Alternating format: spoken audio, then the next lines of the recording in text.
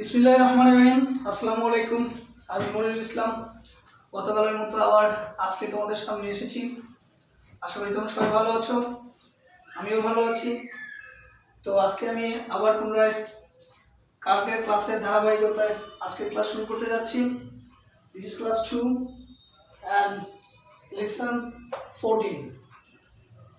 MCQ short question, এগুলো তোমরা নিজের দায়িত্ব করে নিবা। অ্যান্ড এই বিষয় সম্পর্কিত তোমাদের যদি কোনো প্রশ্ন থাকে সেগুলো আমাকে কমেন্টে জানাবো, আমি আনসার দেওয়ার চেষ্টা করবো। আর আমার নাম্বার আশা করি তোমাদের কাছে আছে, ওখান থেকে তোমরা এই নাম্বারে ফোন দিয়ে জেনে নিবা। তারপর হচ্ছে grammar as usual, transformation, affirmative two negative. এখানে তোমরা 10টা সেন্টেন্স করবা, HW 10 sentence affirmative two negative.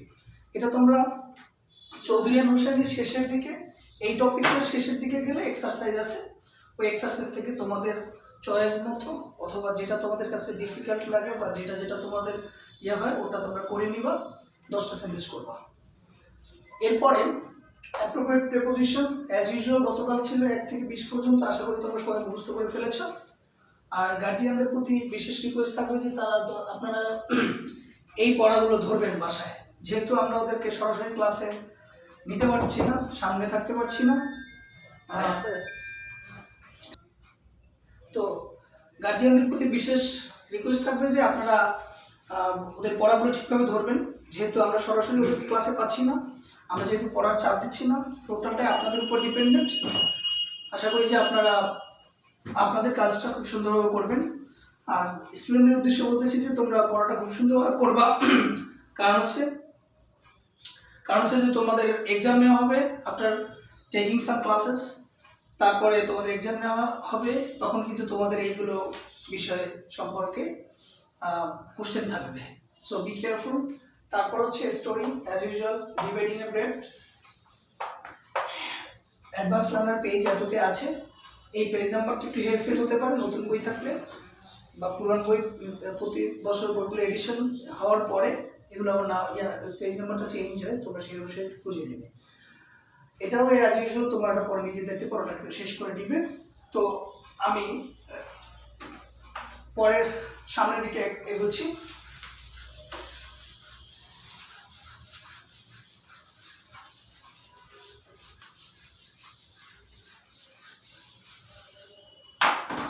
আমি তোমাদেরকে গতকালকে ট্রান্সফরমেশন করিয়েছিলাম, ভয়েস চেঞ্জ করিয়েছিলাম, ট্রান্সফরমেশন করিয়েছিলাম 2টা নিয়ম। আর 3 নম্বর নিয়ম আজকে আমি লিখে দিচ্ছি এখানে, যে অ্যাফার্মেটিভ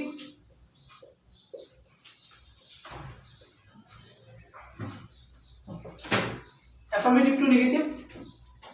এখানে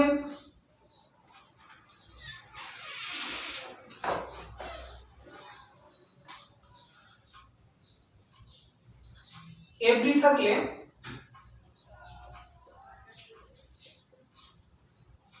there is no dot dot but, অথবা there is no dot dot who does not,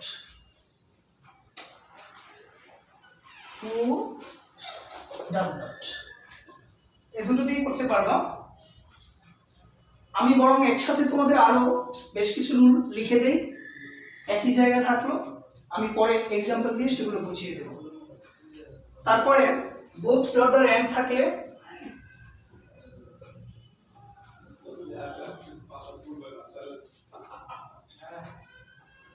not only dot dot but also,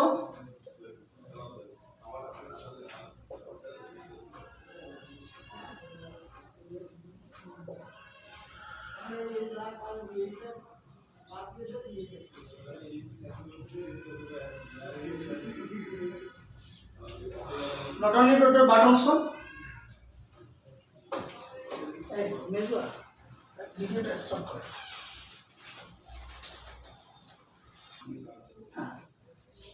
এই হচ্ছে তোমাদের মোটামুটি সবগুলো রুল, মোটামুটি যেগুলো মোস্ট ইম্পর্টেন্ট বা যেগুলো একটা সেন্টেন্সকে নেগেটিভ করতে হলে যেই সকল নিয়মগুলো দরকার হয়, আমি এখানে ব্রিফলি তোমাদেরকে সবগুলো লিখে দিয়েছি।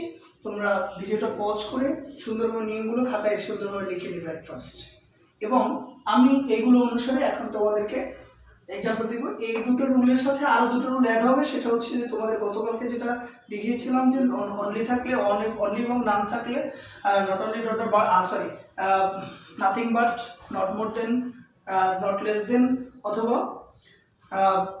নান বাট। আর একটা রুলস হচ্ছে মাস্ট থাকে can not but, can not help. আর বাকিগুলো হচ্ছে এক জায়গায় তোমরা সুন্দরভাবে লিখে নিবা। আমি এখন তোমাদেরকে এগুলো সম্পর্কে উদাহরণ দিচ্ছি। যেমন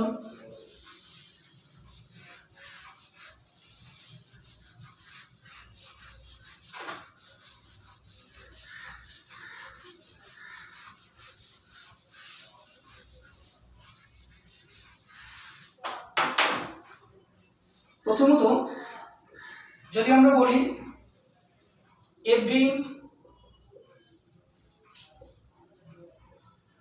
মাদার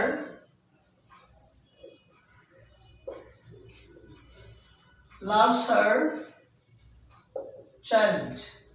আমি তোমাদেরকে বলেছিলাম এভরি থাকলে ওই যে there is no dot dot but হবে, অর্থাৎ এই সেন্টেন্সটা এভরি উঠে যাবে, এখানে দেয়ার ইজ নো হবে, দেয়ার ইজ নো তারপরে মাদার। এভরি পরিবর্তে দেয়ার ইজ নো তারপরে mother, there is no mother but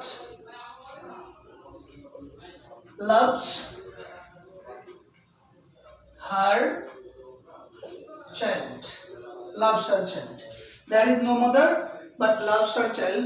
এই সেন্টেন্সটা তোমরা অন্য একটা নিয়মও করতে পারবে, সেটা হচ্ছে there is no mother, there is no mother, mother who does not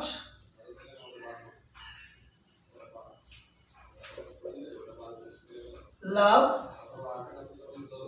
her child, loved her child, who does not love her who does not love her child। তো মনে রাখবা যে এখানে ডাজ নট দিলে আর লাভ দিবে না, বিকজ ডু ভার্বের পরে অলওয়েজ ভার্বের বেস ফর্ম বসে। ডু ভার্বের পরে এবং মোরাল অক্সিলারি ভার্বের পরে তোমরা জানো যে অলওয়েজ বেস ফর্ম বসে। এখানে লাভস হলো, এখানে আর লাভস হবে না, এখানে ডাজ নট হবে এবং ওখানে লাভ হবে। এই দুটো নিয়মে তোমরা করতে পারবা। এভাবে এভরি ফাদারের ক্ষেত্রে হতে পারে, এভরি ম্যানের ক্ষেত্রে হতে পারে, এভরি স্টুডেন্টের ক্ষেত্রে হতে পারে। এভরির পরে যা কিছু থাকে এভরিটা উঠে যাবে, দেয়ার ইজ নো বসবে এবং সাবজেক্টটার পরে গিয়ে বাট বসবে, বাট বসে যথারীতি তারপরে ভার্ব থেকে সেন্টেন্সটা আবার শুরু হয়ে যাবে। That's it. এটা গেল। তারপরে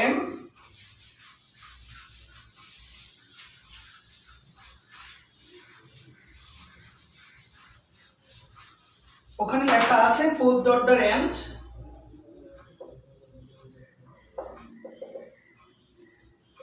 both dot dot and থাকলে not only dot dot but also, not only dot dot but also। তাহলে both Rahim and Karim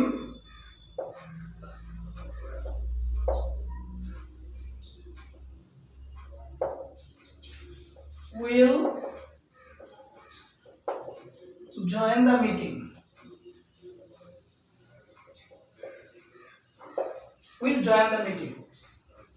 Both Rahim and Karim will join the meeting। এখানে both এর জায়গায় just not only আর and এর জায়গায় but also, that's it। সেন্টেন্সটা clear. তাহলে both not only Rahim, তারপরে এটা উঠে আবার but also Karim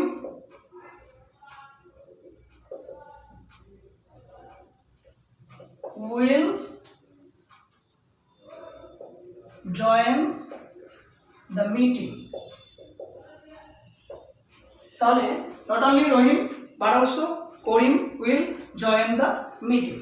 এভাবে যদি তুমি বলো যে I like chocolate and ice cream, তাহলে ব্যাপারটা দাঁড়াবে যে I like not only chocolate but also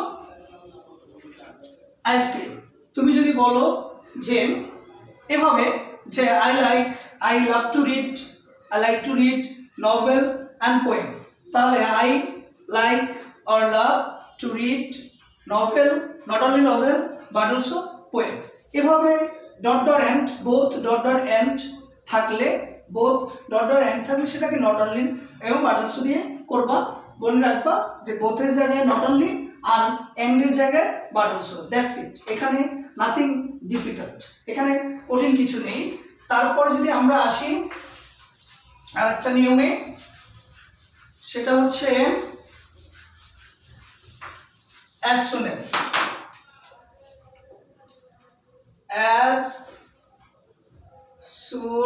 as no sooner had dot dot then, no sooner had dot dot then। তাহলে ব্যাপারটা দাঁড়ায় এরকম যে এই no sooner as soon as থাকলে no sooner had হবে। তাহলে উদাহরণটা হচ্ছে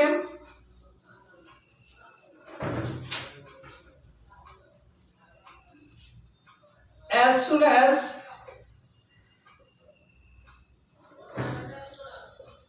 the police came,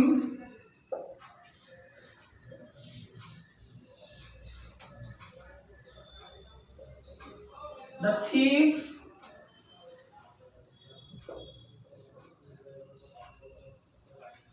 ran away। যখনই পুলিশ আসলো বা যেইমাত্র পুলিশ আসলো, পুলিশ আসার সাথে সাথে চোরটি পালিয়ে গেল। এই অ্যাজ সুন অ্যাজ অর্থ অনেকটা যখনই বা সাথে সাথে, যখনই এই কাজটা হয় তার সাথে সাথে আর একটা কাজ হয়। ঠিক এই নো সুনার অ্যাজ সুন অ্যাজটা উঠে যাবে, তার জায়গায় নো সুনার হ্যাড। এই নিয়মটা একটু ডিফিকাল্ট, এখানে দুটো ক্লজ আছে, দুটো সেন্টেন্সের দুটো অংশ আছে, একটা অংশ। যখন তোমরা ওই নো সুনার হ্যাড দিয়ে করবা, একটা অংশ পাস্ট পারফেক্ট হয়ে যাবে আর একটা অংশ পাস্ট ইনডিফিনিট হয়ে যাবে। আমি করে দেখাচ্ছি। যেমন সেন্টেন্সটা যদি আমরা শুরু করি এভাবে যে no sooner had the police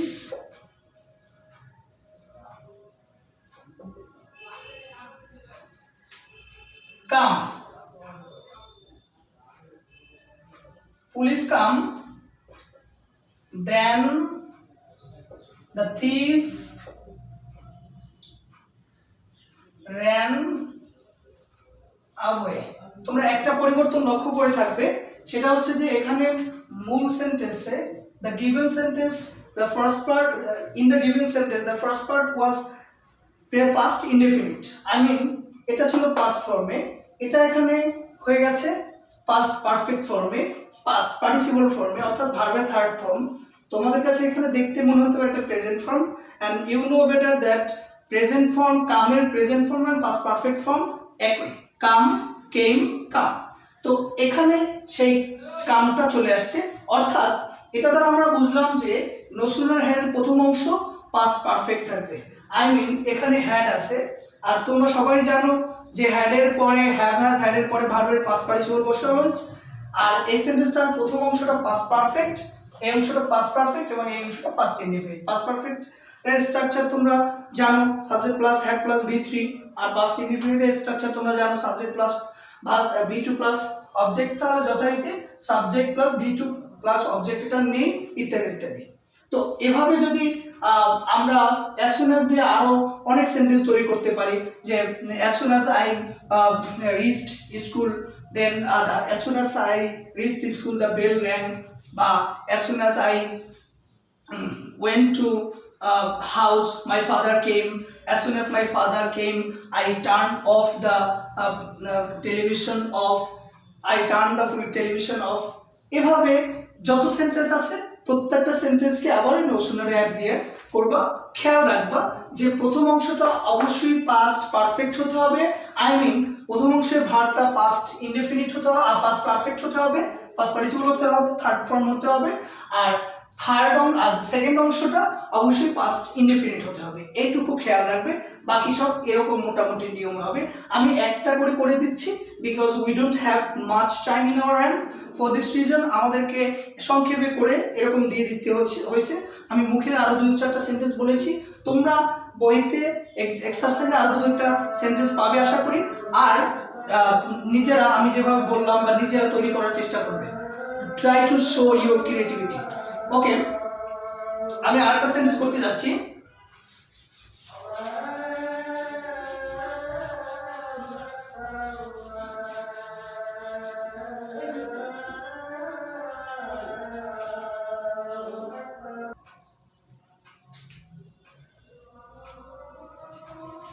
তো এরপরে লেখা আছে টু ডট ডট টু থাকলে so dot dot that plus subject plus can অথবা কুড নট প্লাস বাকি অংশ। তাহলে আমরা এখানে একটা সেন্টেন্স দেখতে পাচ্ছি, সেটা হচ্ছে the baby is too little এটা little to talk, too little to talk. তাহলে এটাকে জাস্ট এই টুটা উঠে সো বসবে আর এই টুটা উঠে দ্যাট বসবে, বাকি অংশটা দিয়ে সাবজেক্ট বসিয়ে বাকি অংশটাকে পূর্ণাঙ্গ একটা সেন্টেন্সের অংশ হিসেবে তৈরি করতে হবে, একটা ক্লজ তৈরি করতে হবে। যেমন the baby is so little that, too এর জায়গায় সো আর এই টু এর জায়গায় দ্যাট। তাহলে baby is too little that it can't talk। তোমরা জানো যে বেবির পরিবর্তে এখানে ইট হয়েছে। ইটটা কেন হয়েছে? কারণ হচ্ছে জড়বস্তু এবং ইতর প্রাণী, ছোট্ট প্রাণী যাদেরকে the gender is not mentioned here, বা যাদের জেন্ডারটা ক্লিয়ার না যে এটা ছেলে না মেয়ে বা উভয় বোঝানোর ক্ষেত্রে, এক্ষেত্রে আমরা ইট ব্যবহার করে থাকি। হ্যাঁ, অ্যাকর্ডিং টু ইংলিশ গ্রামার। তো এই বেবির পরিবর্তে এখানে ইট করা হয়েছে, আর বাকি অংশ হয়েছে দ্যাট ইট ক্যান নট টক, এতটুকুই। এভাবে যদি হয় the suitcase was too heavy to carry for the man, for me, তাহলে ব্যাপারটা দাঁড়ালো the suitcase was so heavy for me that I couldn't অথবা I cannot carry this, ইত্যাদি ইত্যাদি। এরকম আরো অনেক সেন্টেন্স হতে পারে, যে অনেক রকম সেন্টেন্স হতে পারে, তোমরা এক্সাম্পলে দেখতে পাবে, বা এইরকম একটা সেন্টেন্স দেখে তোমরা নিজেদের মতো আবার তৈরি করার চেষ্টা করবে। তারপরে অলওয়েজ থাকলে নেভার হয়, অ্যাফার্মেটিভ।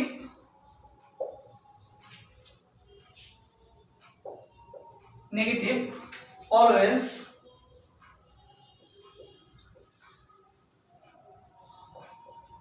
নেভার। অলওয়েজ থাকলে নেভার। তাহলে I shall always remember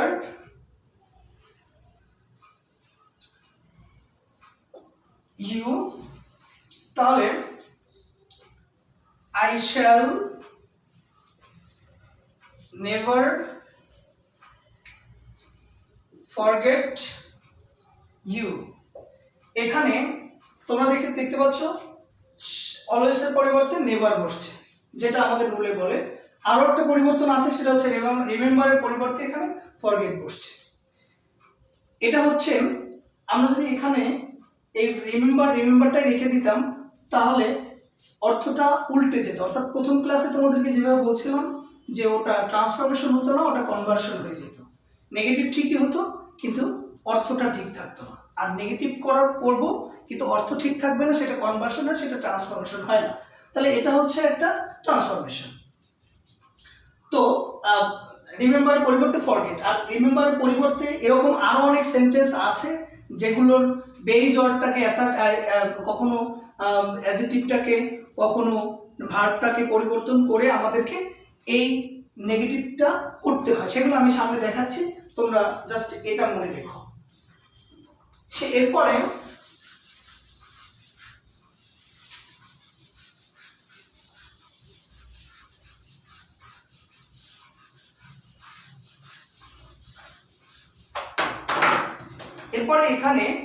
advance learner আরও শেষের দিকে কিছু এক্সাম্পল দেওয়া আছে, রুলস দেওয়া আছে। তোমরা আমি ওখানে রুলসগুলো দিয়ে দিয়েছি, ওগুলো এখন সময় স্বল্পতার কারণে আমি এক্সাম্পলগুলো দিতে পারলাম না। ওই যে মাছ থাকলে নট লিটল হবে, লিটল থাকলে নট মাছ হবে, এগুলো খুব একটা আসে না, তারপরেও তোমরা এগুলো দেখে নিবে, আর এগুলো খুব ইজিয়ার আছে। আর একটা জিনিস তোমরা দেখে নিবে, অ্যাডভান্স লার্নার এখানে দেওয়া আছে যে অপোজিট ওয়ার্ড, কিছু অপোজিট ওয়ার্ড দেওয়া আছে এখানে। এই ওয়ার্ডগুলো তোমরা মুখস্থ করবে, কারণ অনেক সেন্টেন্স আছে যেগুলো আমি যেখানে যে নিয়মগুলো দিয়েছি এই নিয়মগুলোর ধার ধারে না, যেগুলোর শুধু এই ভার্বগুলো বা কখনো অ্যাডজেক্টিভগুলোকে চেঞ্জ করে তারপরে সেন্টেন্সটার মিনিং ঠিক রাখতে হয়। এরকম কিছু সেন্টেন্স আমি তোমাদেরকে দেখাচ্ছি। যেমন he is a good boy, he is a good boy, good boy. তাহলে ব্যাপারটা দাঁড়াইলো যে হি ইজ নট, তোমাকে নেগেটিভ করতে হলে একটা নট দিতে হবে, আর এই যে অ্যাডজেক্টিভটা, এই অ্যাডজেক্টিভটাকে ব্যাড করে দিতে হবে, ব্যাড বয়। এখন ট্রান্সফরমেশন হলো, he is not a bad boy, সে খারাপ ছেলে নয়, দ্যাট মিন্স সে ভালো ছেলে। এভাবে যদি বলি he she is a healthy